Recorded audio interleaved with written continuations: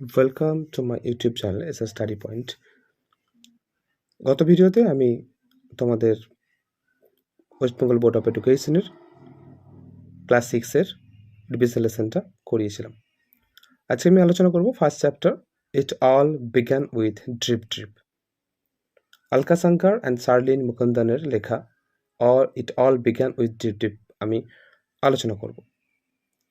প্রত্যেকটা অর্থ আমি বোঝানোর চেষ্টা করব, তোমরা মন দিয়ে শুনবে। ইট all began with drip drip. Drip drip কথার অর্থ হচ্ছে টিপ টিপ বা টপ টপ। শুরু হয়েছিল এটা দিই, এই শব্দটা দিই। এটা অ্যাকচুয়ালি কি সেটা আমরা আস্তে আস্তে পড়তে পড়তে জানবো। তার আগে লেখিকা সম্পর্কে একটু আমরা জেনে নিই। Alka Shankar is an author of repute. Her well known book is the mighty and the mystical rivers of India, exotic India. She is famous for her children's books. Sarlin Mukundan is a renowned children's author. She has written Matti, the storybook in collaboration with Alka Shankar. Alka Shankar একজন কে ছিলেন? একজন বিখ্যাত বা খ্যাতিনাম একজন লেখিকা ছিলেন, খ্যাতিমান একজন লেখিকা ছিলেন। হার ওয়েল নোন বুক, তার যে বিখ্যাত সুপরিচিত বইটা সেটা হচ্ছে the mighty and the mystical rivers of India and exotic India. She is famous for her children's books. তিনি কি জন্য বিখ্যাত সুপরিচিত? বাচ্চাদের বইয়ের জন্য তিনি সুপরিচিত। শার্লিন মুকুন্দন তিনিও একজন খ্যাতিমান শিশুদের লেখক। তিনি অলকা শঙ্করের সহযোগিতায় Marty the story of book লিখেছেন। আগে টেক্সটে আমি চলে আসি। A tiger was caught in a storm. A tiger was caught, একটা বাঘ ধরা পড়েছিল বা কবলে পড়েছিল বলতে পারি। কোথায়? কিসে? না, ইন আ স্টর্ম, একটা ঝড়ে। He had wandered near the village looking for something to it. He had wandered, wonder মানে ঘুরে বেড়ানো। সে ঘুরে বেড়াচ্ছিল কোথায়? ভিলেজে, গ্রামের পাশে। Looking for something to eat, কিছু খাবারের খোঁজে। On the outskirts of the village lived ill tempered old woman.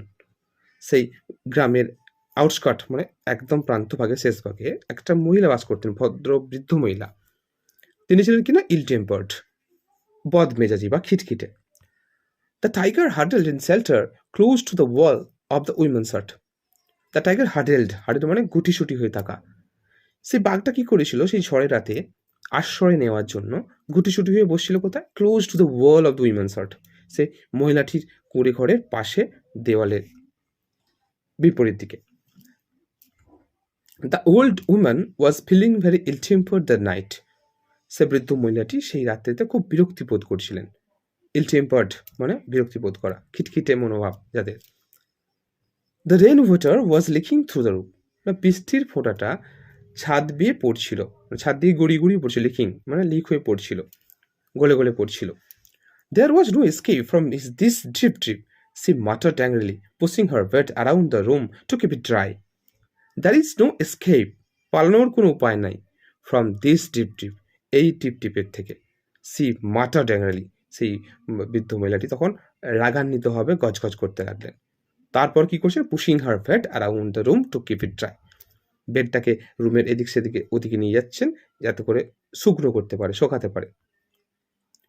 C shoved the bed and tin trunk against the wall. তিনি তার বিছানাটা এবং সেই টিন ট্রাঙ্ক মানে টিনের বাক্সটা দেয়ালের দিকে ঠেলে দিলেন। দ্য ওয়াল সুক, দেয়ালটা কেঁপে উঠল। This deep deep will be the death of me. এই ডিপ ডিপটাই নিশ্চয়ই আমার মৃত্যুর কারণ হবে, সেটা ভাবছেন। The tiger on the opposite side of the wall fail the wall shake and was frightened. তখন কি করলেন? সেই প্রাচীরের বিপরীত দিকে থাকা বাঘটা কি করছিল না, ভয় পাচ্ছিল বাঘটা, এবং একটা ঝাঁকুনি বা একটা কাঁপুনি অনুভূতি করলো সেই বাঘটা।